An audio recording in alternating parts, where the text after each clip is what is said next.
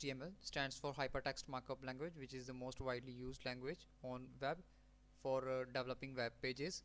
HTML was created by Berners-Lee in late 1991, but HTML 2.0 was first standard HTML specification, which was published in 1995. HTML 4.01 was major version of HTML, and it was published in late 1999. Through HTML 4.01 version is widely used, but currently we are having a HTML 5 version, which is an extension to HTML 4.01, and this version was published in 119 sorry, not 119. This version is was published in 2012.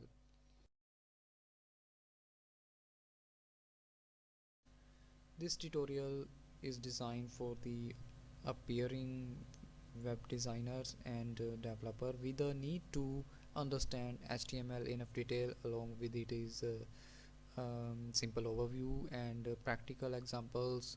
This tutorial will gives you enough ingredients to start with the HTML, from where you can take yourself at higher level of expertise.